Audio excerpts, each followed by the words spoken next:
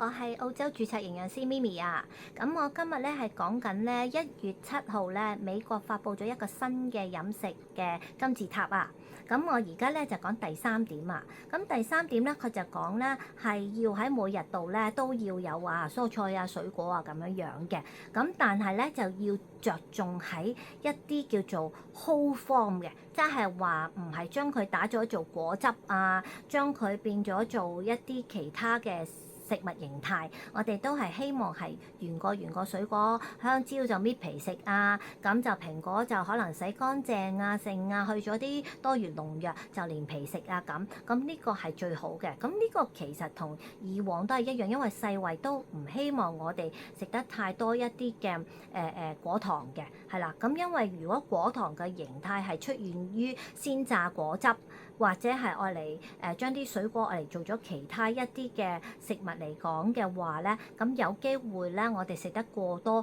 係反而係吸收過量嘅果糖。咁所以咧我世衛嘅指引都係講我哋原汁原味、原個連纖維咁去食。咁其實都係㗎，因為整個原個水果嘅話，連埋佢啲纖維啊，咁佢有足夠嘅抗氧化，我哋攝取到啦，亦都有食晒佢原本所有嘅纖維啦，而唔係刨咗皮掉咗佢啦，咁係啦。咁所以咧，佢嘅營養上係最好嘅，咁所以對健康上又係最好，同埋亦都即係原個水果咁去食法，我哋個飽肚感會好啲。因為如果你思考下，去走去買杯鮮榨橙汁嘅話，佢唔會用一個大橙去榨到一杯嘅果汁俾你，佢會用好幾個。咁但係如果我叫你一次過食好幾個嘅